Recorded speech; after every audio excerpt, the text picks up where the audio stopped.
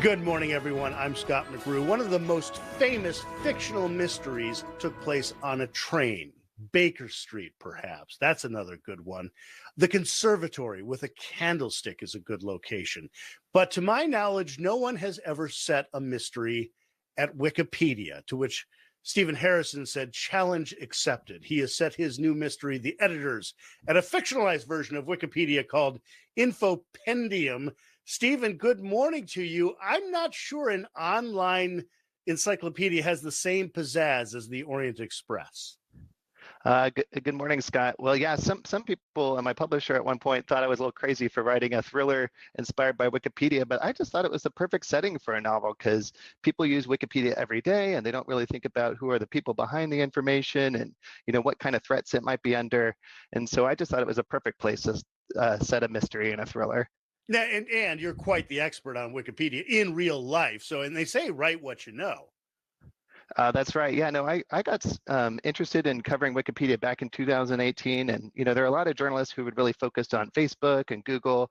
And I just thought that Wikipedia was a website that everyone uses that hadn't been covered very much. And so I'm really excited that the novel is coming out August 6th and that people can kind of get an insight into this world that is Wikipedia, or Infopendium as it is in the novel. Right. I'll get to Infopendium in a minute, but tell me something about Wikipedia. People are aware of it, maybe when they Google search, they read an article that's on Wikipedia. What is amazing about Wikipedia? What fascinates you about it?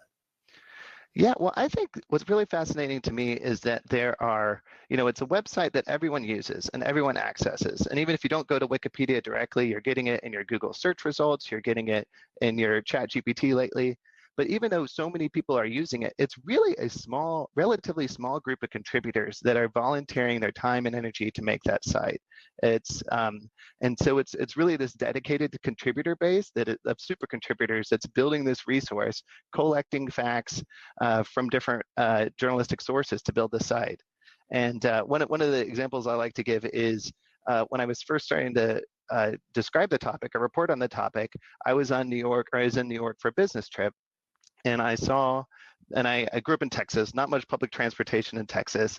And I was interested in the subway. And I was reading the Wikipedia articles about the subway. These were extremely detailed pages. And I was like, who writes these? And so it's collaboratively written, lots and lots of editors.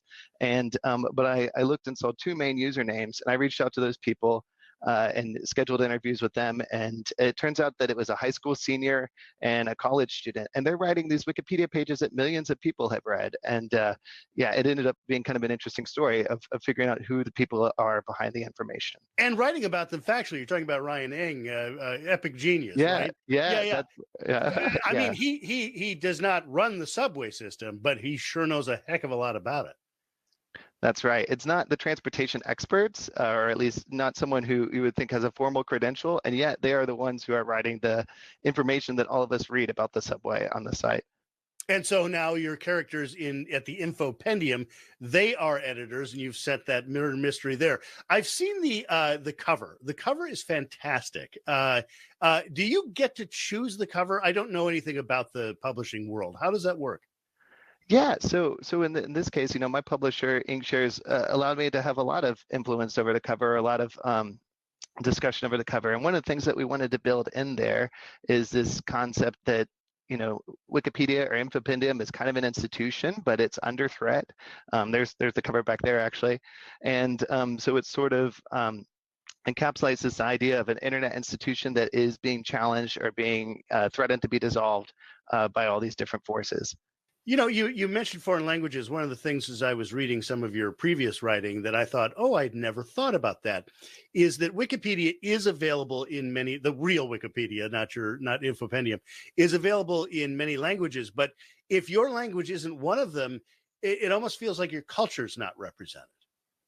Yeah, that's right. I think that an example of that is Welsh Wikipedia, which was realized very early on that if they didn't have a robust Wikipedia in their language, then tools like Siri and Alexa wouldn't be able to speak their language. And so they actually kind of smartly reverse engineered it, built up a really big Welsh Wikipedia, and that's a knowledge base that Alexa and Siri are using in order to speak the Welsh language and kind of reinvigorate that smaller language. Well, Stephen Harrison, I very much enjoy your book. Stephen Harrison's new book, The Editors, is available for pre-order now. It'll be in bookstores in early August, and we will make sure to remind you in early August to check it out as we get closer. Stephen, again, thank you, and Press Here will be back in just a minute.